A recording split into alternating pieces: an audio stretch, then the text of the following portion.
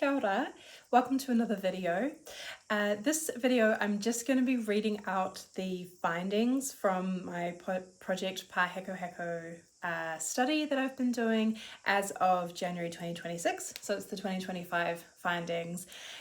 To read the context, hypothesis and original goals of this project, you'll need to watch the video where I detail all of that, or you can read it through the project Pāhekoheko page on my website. Otherwise, let's jump straight into the findings for 2025. During 2025, more than 31 people have contributed to Project Pāhekoheko, and at least 50% of these individuals are ongoing clients, which means that I hope to continue and deepen these conversations over time. Over the course of deliberately pursuing my interest in neurodivergence and massage, I have barely scratched the surface on both the breadth of experiences individuals have in their mind-body connection, nor in my fascination for the subject. It is always both a delight and a relief to understand that we are all different and that there is no one correct way to experience massage or, in fact, the world. At the start of 2025, I made some predictions regarding the intersection of massage and neurodivergence, and now, using the testimonies given in response to the quiz and using the notes taken from client discussions, I can reflect on these predictions. Increased and more accurate awareness of bodily sensation, e.g. tension or pain. This prediction is true for both neurodivergent and neurotypical individuals, especially if the massage is done well. However, it is my observation that a neurodivergent individual is more likely to arrive for their massage with impacted interoception. This is either due to an overwhelm or emotional flooding, overstimulation, increased fatigue, or the experience of hyperfixating on a particular aspect of their life, e.g. one specific email from work, which inhibits their capacity to consider other aspects of their physical or mental state. With this in mind, over the course of their massage, one of two experiential patterns is more likely to take place. 1. It takes the majority or all of the session to bring them to a state of homeostasis and may require that we talk less and work through guided breathing and or verbal cues to facilitate their relaxation. Without this process, they may leave the massage session not realizing that they were tensing their legs or their hands, for example, the whole time. Or 2, at some point during the massage, the client does experience deep fascial and or muscular release, and they experience this very intensely and may even find it strange and disorientating while their brain recalibrates to this new normal. Without verbal discussion and reassurance, the client may leave the massage feeling weirded out or confused by what they were experiencing. While is often a justified goal in increasing one's awareness of their body for the purpose of healing, one cannot assume that the recipient has the internal tools for navigating both the sensory and emotional changes that bodywork may instigate. If the recipient has a confusing experience in receiving massage, it may become a barrier for care and turn them away from massage services or, in extreme cases, other health services that require bodily touch. Positive or safe association with bodily sensation, related but not limited to building a healthier relationship with their body or with platonic intimacy. This aspect is a great example of Rome not being built in a day. It can take a lifetime for anyone, neurotypical or otherwise, to improve their relationship with their body. For this aspect of the study, I'm drawing on the testimony of clients I see regularly and have done so for at least 6 months. From one such client, after having been coming to me for massage for over a year, told me that deep tissue release work feels yuck. When I asked her to expand on this, she explained that feeling muscles resist release and then gradually releasing feels like something I shouldn't be feeling. She further expressed that she prefers to think of internal sensations of the body as internal only and external sensations as external only, implying that deep tissue massage is, in her experience, making an internal experience an external one. This, mixed with the social conditioning that bodily functions and anatomy are gross and private, makes for an intense and often unsettling experience for her on the massage table. However, her body functions better and she has a reduced experience of pain in the days and weeks following the massage sessions, so she's willing to endure this gross experience for an enjoyable outcome. All this to say that if a person is, by definition, confronted by the textures and sensations of their body, one cannot assume that the massage, by definition, is relaxing. Education can be helpful, but one needs to be wary of the language used to communicate with their client. Detailed anatomical language may remind them of surgical medical environments, and too much talk of blood circulation may evoke squeamishness. This language, the ick factor, and a client's level of knowledge are all factors to consider in the case-by-case practice of building an effective rapport with the client. The way a person relates to their anatomy is largely dictated by their inner beliefs about who they are and who they are not. For everyone, these beliefs are woven over their lifetime from as early as birth by way of their brain responding to their experiences of being in the world around them, experiences which are received by way of all five senses: taste, smell, sight, sound, and touch. It is no wonder that the type of brain you have, neurodivergent or otherwise, and the way you experience touch, such as massage, is complex and innate. Increased and more accurate awareness of bodily systems, e.g. breathing or hunger, and increased engagement with parasympathetic nervous system and vagal nerve systems, e.g. healthy, self-soothing, or identity fight or flight responses. The most common feedback from those who identify as neurodivergent, who completed the quiz in written form, was that when they left their massage, they were more aware of hunger, fatigue, or posture than they were when they arrived for their massage.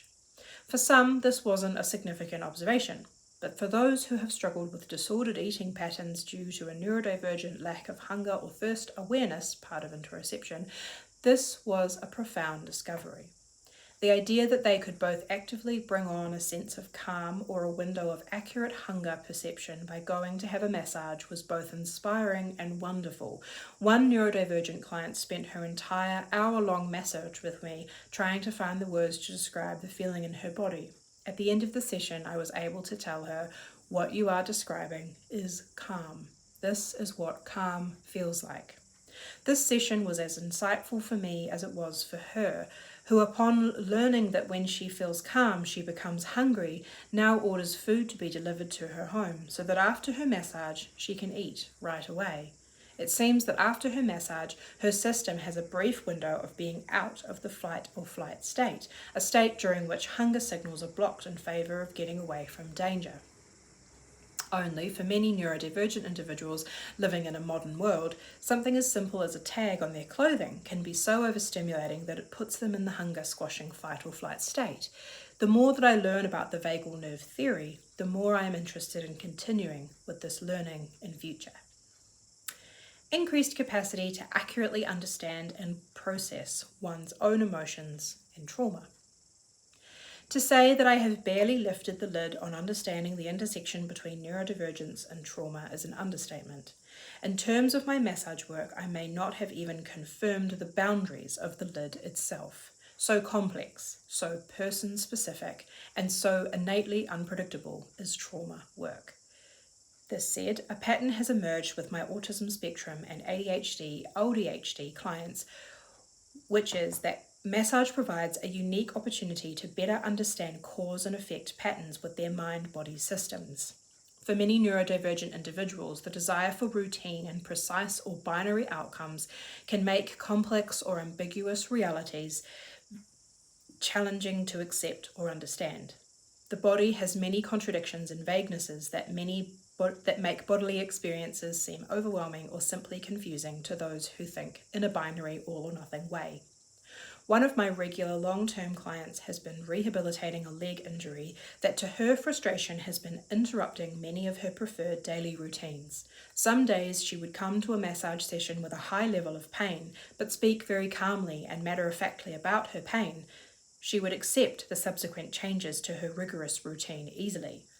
Other days, even with a much lower overall level of physical pain, she would be nearly in tears at having to drive to work instead of walk as usual. As I got to know this client, I was able to feed back to her my observation that her distress about her pain, and often her pain level itself, is much higher if she can easily identify what caused the flare-up of the pain. If the flare-up appeared to her to be for no reason, or if she couldn't work out if the pain had been caused by activity A or activity B, her level of distress and therefore the level of pain she experienced increased. Once we talked about her desire for logic and predictable patterns and consistent outcomes, she began to better understand this relationship. She has started responding to her pain as it is, rather than trying to intellectually understand how she got there, which isn't always possible or useful for her ongoing recovery. Amazingly, once she gained more acceptance of her fluctuating pain levels, her distress in not being able to predict them has decreased and, along with it, her experience of the pain. In conclusion, it needs to be said that no one, including massage therapists, should set out to fix neurodivergent individuals, or anyone else for that matter. However, in deepening our understanding of interoception and how brains and bodies receive and respond to touch, helps us understand what is possible between massage therapist and client. Some come to their massage therapist for relaxation and downtime. Others come to improve the function in a particular body part. Some clients come to process emotions, and some come to better understand their body. As a massage therapist, I can never assume or judge the person's reason for being there.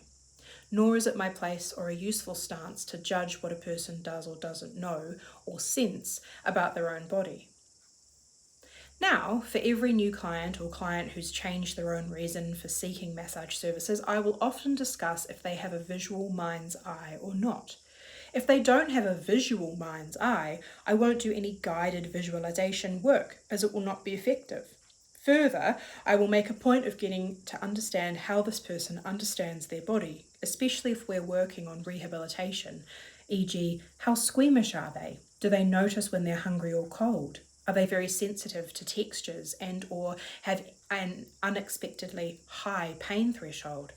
As I get answers to these questions, it helps me to adjust both the manner in which I do informed consent and also how I talk to them about pain. If a client has been living with high levels of pain but does not have the interoception to understand what that pain is telling them, then these conversations are important in order for me and the client to understand what massage approach is going to be constructive. I also want to understand their pain and aim to reduce it, not add to it by assuming my approach will work for them because it worked for somebody else with the same injury. As I head into 2026, I continue to deepen this work and find new ways to connect with clients who are in the process of connecting with themselves. In the last year, more than 6 of my clients, unrelated to their massage sessions with me, have, as adults, been formally recognised as ADHD, and most are now trialling medication. Listening to their testimony and how their mind-body journey is progressing is fascinating and exciting. There is a seemingly endless path of learning and unlearning, not only for adults living with newly identified neurodivergence, but for all of us. Sometimes it is useful to think of massage like this. Imagine if you thought in terms of yes and no and nothing in between. You don't like hugs and you cut out all the tags off of your clothing so you can focus on your work. You understand how to behave in social situations because you've copied others over time and created rules that you follow to the letter, e.g. if you are meeting someone for the first time, do not touch them unless you're at work and then shake their hand. Once you've met them 5 times, you can hug them, but if it's at work, it's 10 times, and if it's your boss, don't hug them. You go, your back hurts, so your doctor recommends you get a massage, so you book one. When you go to your massage, you're expected to both talk about your pain in your body while wearing just underpants while someone you just met is touching you. Or you could think of massage in this context. You've always been anxious, but your great grades and high achieving distracted you from your inability to focus on topics you weren't interested in. As an adult, you're a great manager with a knack for working with teams of people and you make friends easily, but never text anyone back and are constantly forgetting things. Your friend tells you they're worried you're going to burn out and book you a massage. You're late to the massage, so you arrive sweaty and out of breath, but don't notice you're hot until you're handed a cup of cold water. Your massage therapist asks you what you need and you get distracted by the smell of the oil she's using and spend half the session talking about a perfume making project you started 6 months ago but couldn't finish because you were also renovating your car. In the days after your massage, you realise it's the first time in over a year that you've gone more than 48 hours without a migraine headache, something you never thought possible.